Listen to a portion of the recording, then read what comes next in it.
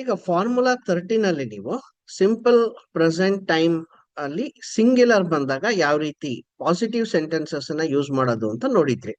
ಅಲ್ಲಿ ನಾನು ಹೇಳಿದ್ದೆ ವರ್ಬ್ ಜೊತೆಗೆ ಎಸ್ ಅಥವಾ ಇ ಎಸ್ ಅಥವಾ ಐ ಎಸ್ ಆಡ್ ಆಗುತ್ತೆ ಅಂತ ಹೇಳಿದ್ದೆ. ಈಗ ನೆಗೆಟಿವ್ ಸೆಂಟೆನ್ಸಸ್ ಬಂದಾಗ ಹೆಂಗೆ? ನೆಗೆಟಿವ್ ಸೆಂಟೆನ್ಸಸ್ ಬಂದಾಗ ತುಂಬಾ ಸಿಂಪಲ್.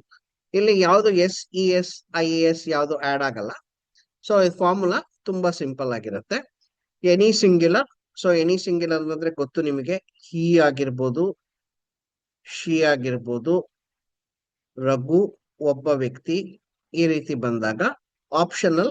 ಇದನ್ನ ಯೂಸ್ ಮಾಡ್ಲೇಬೇಕು ಅಂತ ಅಲ್ಲ. ಸೊ ಯೂಸ್ ಮಾಡಿದ್ರೆ ಕೆಲವು ಸಲ ಸೂಕ್ತವಾಗಿರುತ್ತೆ. ಡಸಂಟ್, ನಾವು ಸ್ಪೋಕನ್ ಇಂಗ್ಲಿಷ್ ಅಲ್ಲಿ ಡಸಂಟ್ ಅಂತ ಹೇಳ್ತೀವಿ. ಸೊ ರಿಟರ್ನ್ ಇಂಗ್ಲಿಷ್ ಅಲ್ಲಿ ಡಸ್ ನಾಟ್ ಅಂತ ಹೇಳ್ತೀವಿ. ಡಸಂಟ್ ಅಂತಾನೆ ಪ್ರಾಕ್ಟೀಸ್ ಮಾಡಿ. V1 ಇಲ್ಲಿ ನೋಡಿ, V1 ಜೊತೆಗೆ S E S I S ಬರಲ್ಲ ಸರ್. ಪಾಸಿಟಿವ್ ಸೆಂಟೆನ್ಸಸ್ ಗೆ ಯೂಸ್ ಮಾಡಿದ್ವಿ ಸರ್, ನೆಗೆಟಿವ್ ಸೆಂಟೆನ್ಸಸ್ ಗೆ ಯೂಸ್ ಮಾಡದೆ ಹೋದ್ರೆ ಪಾರ್ಶಿಯಾಲಿಟಿ ಆಗ್ಬಿಡುತ್ತೆ ಸರ್. ನಾವು ಅದು ಬೇಜಾರ್ ಮಾಡ್ಕೊಳತ್ತೆ ನೆಗೆಟಿವ್ ಸೆಂಟೆನ್ಸಸ್. ಸೊ ದೇವ್ರಾಣೆ ಬೇಜಾರ್ ಮಾಡ್ಕೊಳಲ್ಲ. ಸೊ V1 ಅಷ್ಟೇ ಬರ್ಬೇಕು, S E S I S ಬರಬಾರ್ದು. S E S I S ಏನಾದ್ರೂ ನೀವು ಆಡ್ ಮಾಡಿದ್ರೆ ಸೊ ಏನಾಗುತ್ತೆ, ಸೊ ಇಂಗ್ಲಿಷ್ ಕೊಲೆ ಆಗುತ್ತೆ. ನೆಗೆಟಿವ್ ಸೆಂಟೆನ್ಸಸ್ ಅಲ್ಲಿ ಬರಬಾರ್ದು.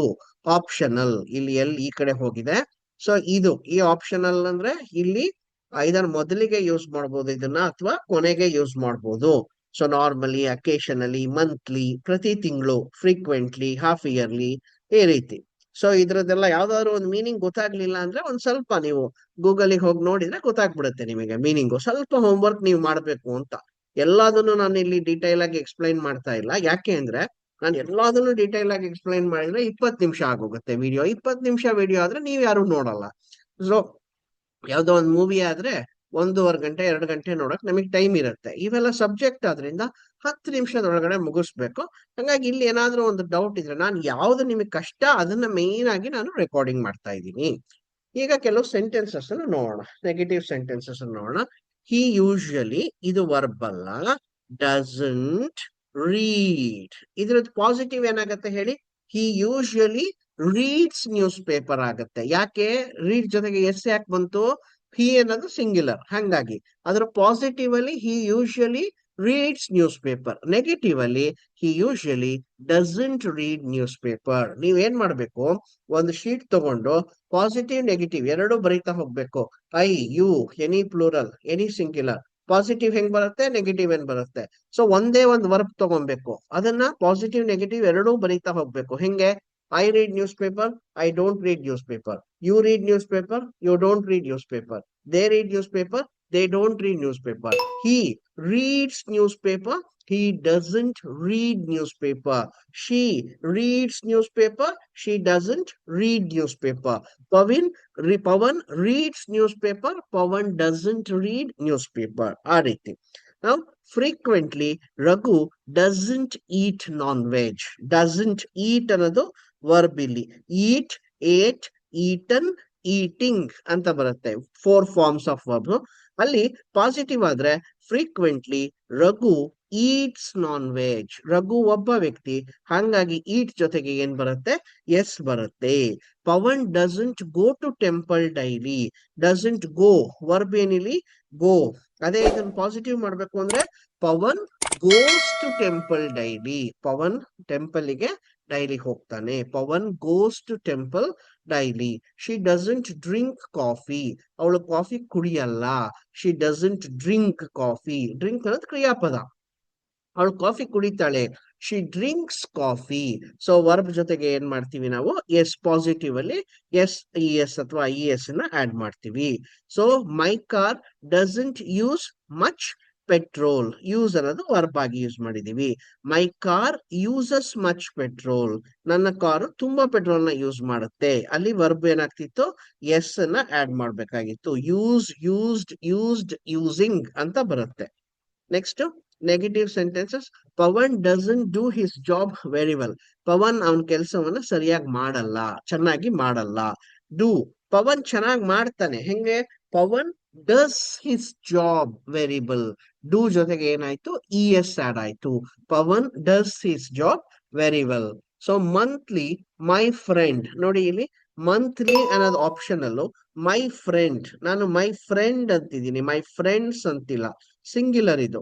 ಮೈ friend doesn't send money to his parents. Doesn't send, send ಅಂತಕ್ಕಂಥದ್ದು ವರ್ಬ್. ಅದೇನೆ ಅವ್ನ್ ಕಳಿಸ್ತಾನೆ ಅಂತ ಹೇಳ್ಬೇಕು ಅಂದ್ರೆ monthly my friend sends money to his parents ಅಂತ ಬರ್ತಿತ್ತು, ಸೆಂಡ್ಸ್ ಆಗ್ತಾ ಇತ್ತು.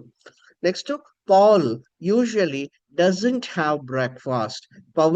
ಪಾಲ್ ಅವನು ಯೂಶುವಲ್ ಆಗಿ ಬ್ರೇಕ್ಫಾಸ್ಟ್ ಅನ್ನ ತಗೊಳಲ್ಲ, ಅಂದ್ರೆ ತಿಂಡಿ ತಿನ್ನಲ್ಲ ಅಂತ. Doesn't have breakfast.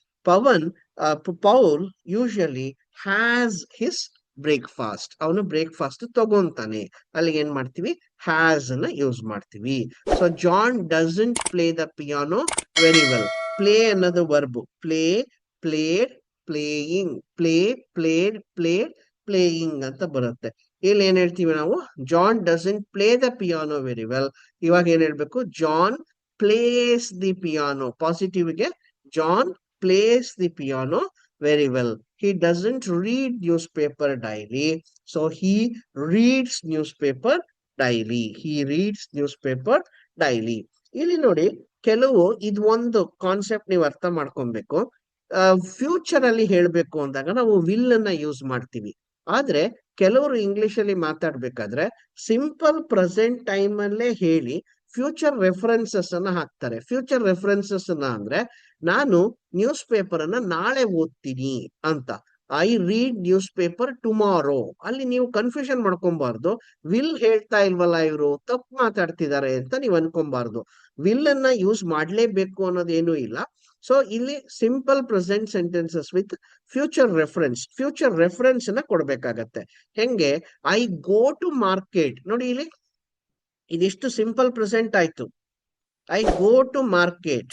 ಇದು ಟುಮಾರೋ ಅನ್ನೋದು ಏನಾಯ್ತು, ಫ್ಯೂಚರ್ ರೆಫರೆನ್ಸ್ ಆಯ್ತು. So he goes to market tomorrow. ಅದೇ ಐ ಬದಲು ಹಿ ಬಂದ್ರೆ he goes to market tomorrow ಅಂತ ಹೇಳ್ಬೇಕಾಗತ್ತೆ. She releases her book. She releases her book. ಇಲ್ಲಿ ರಿಲೀಸ್ ಅಂತಕ್ಕಂಥದ್ದು ವರ್ಬ್ ಆಗಿ ಯೂಸ್ ಮಾಡಿದೀವಿ. ರಿಲೀಸ್, ರಿಲೀಸ್ಡ್, ರಿಲೀಸ್ಡ್, ರಿಲೀಸಿಂಗ್ ಆ ರೀತಿ ಬರುತ್ತೆ. She releases her book next month ಅವಳು ಬುಕ್ ಅನ್ನ ರಿಲೀಸ್ ಮಾಡ್ತಾಳೆ. ಹಿ ಸೆಂಡ್ಸ್ ಯಾಕೆ ಸೆಂಡ್ಸ್ ಆಯ್ತು, ಹಿ ಸಿಂಗ್ಯುಲರ್, ಹಂಗಾಗಿ he sends money to his parents next week. ಅವನು ನೆಕ್ಸ್ಟ್ ವೀಕ್ ದುಡ್ಡನ್ನ ಕಳಿಸ್ತಾನೆ. I don't eat fruits tomorrow. ನಾನು ನಾಳೆ ಹಣ್ಣನ್ನ ತಿನ್ನಲ್ಲ. ಸೊ ಯಾರೋ ಕೇಳ್ತಾರೆ, ನಾಳೆ ಹಣ್ಣು ತಿಂತ್ಯಾ, ಮನೇಲಿ ಯಾರೋ ಕೇಳ್ತಾರೆ, ನಾಳೆ ಹಣ್ಣು ತಿಂತ್ಯಾ, ತಂದಿರ್ಬೇಕಾ ಹಣ್ಣು ಅಂತ. I don't eat fruits tomorrow. So they don't come to India next year. ಅವರು ಇಂಡಿಯಾಕ್ಕೆ ನೆಕ್ಸ್ಟ್ ಇಯರ್ ಸೊ ಬರಲ್ಲ. They come to India next year. ಅದೇ ದೇ ಬದಲು ಹಿ ಆದ್ರೆ he comes to India next year. ಅಲ್ಲೇ ಹಿ ಬದಲು ಅದು negative ಮಾಡ್ಬೇಕು ಅಂದ್ರೆ he doesn't come to India next year. He doesn't come to India next year. So ಈ formula 4 formula ಏನಿದೆ, ಓಕೆ, ಸೊ ಇದು ತುಂಬಾ ವರ್ಬ್ಸ್ ಅಲ್ಲಿ ಏನಿದೆ, ಫಾರ್ಮುಲಾ 12, ಫಾರ್ಮುಲಾ 14 ಅಲ್ವಾ ಇದು, 14, 13 ಮತ್ತೆ 12, 11. ಫಾರ್ಮುಲಾ 11, 12, 13, 14 ತುಂಬಾ ಇಂಪಾರ್ಟೆಂಟ್. ಇದಷ್ಟೇನೆ, ಯಾವ ಫಾರ್ಮುಲಾನು ನಿಮಗೆ ಕಷ್ಟ ಆಗಲ್ಲ ಇಂಗ್ಲಿಷ್ ಅಲ್ಲಿ. ನಾನ್ ಮುಂದೆ ಏನೇನ್ ಫಾರ್ಮುಲಾ ಹೇಳ್ಕೊಡ್ತೀನಿ ಅದು ಯಾವ್ದು ಕಷ್ಟ ಆಗಲ್ಲ. ಸೊ ಈ 4 ಫಾರ್ಮುಲಾ 11, 12, 13, 14 ಮಾತ್ರ ಎಷ್ಟು ಆಗತ್ತೋ ಅಷ್ಟು ಪ್ರಾಕ್ಟೀಸ್ ಮಾಡಿ. Thank you.